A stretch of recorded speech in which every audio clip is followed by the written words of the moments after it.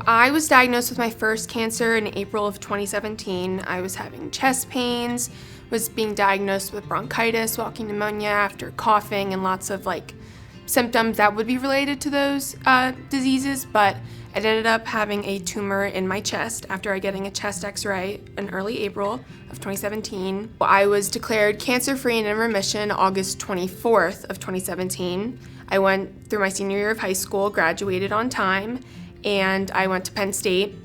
And then I was about a month in and I started having some weird symptoms again, seemed like signs of leukemia. It took about a few days to get my bone marrow biopsy back and all the results, but it ended up being acute lymphoblastic leukemia.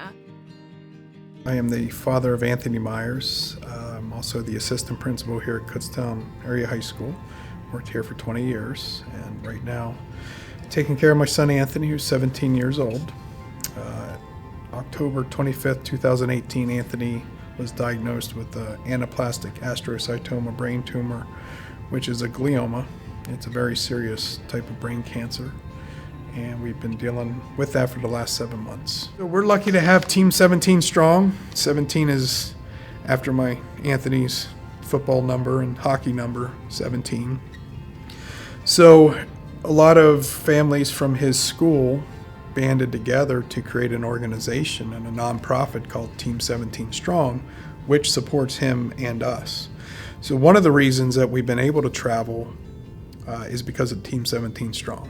You know, a lot of the costs that are incurred through that process, we've had that financial backing. Until it hits you, you don't fully understand it. So it's one of those things that can be so surprising when it happens to you, and so splintered as far as the effects, that it's one of those things you just can't fully understand until you're in it, unfortunately. I think part of it is just, human nature, not fully understanding it until you're in it, and that makes it difficult to get across to the wider community and society to make everyone understand the devastating effects that it has. And then when I was diagnosed again, my swim team up at Penn State started the hashtag Nikki Strong, and they reached out to a lot of swim teams across the country, both college and club, as well as celebrities that were Olympians and some that are in TV shows. And it was really cool being able to see that on social media, as that is such a big part of our world today, and seeing that support. And I think also bringing awareness to the fact that pediatric cancer is so real and it happens to anybody at any time. What you don't realize until you're in it is, when you're at the hospitals, you see so many people with ailments and so many people that have had their lives affected to such a great deal, but at the same time, it becomes the new norm. And everyone figures out a way to handle it because you have to. You don't have a choice.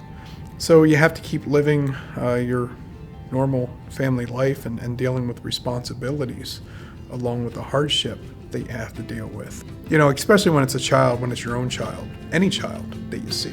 I think it makes the emotion that much more impactful and difficult to deal with.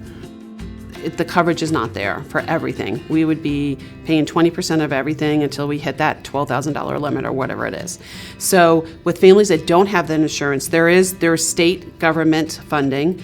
And even for us, we did apply for secondary insurance, and that's a lot of paperwork, and you have to be approved by the state for all of that. So you have to go through tons of paperwork about your child, about your family, about all the finances in your family to be able to become approved. Plus you need references from the doctors, references from the hospital, things like that to get it to actually be approved. So the people without insurance, they need the help of the social worker from the hospital to be able to help you go through all that paperwork, and then hopefully they'll granted the state medical insurance. When you're dealing with pediatric hospitals, there's a lot of kids, unfortunately, that need a lot of things, and you see a lot of things that are disturbing.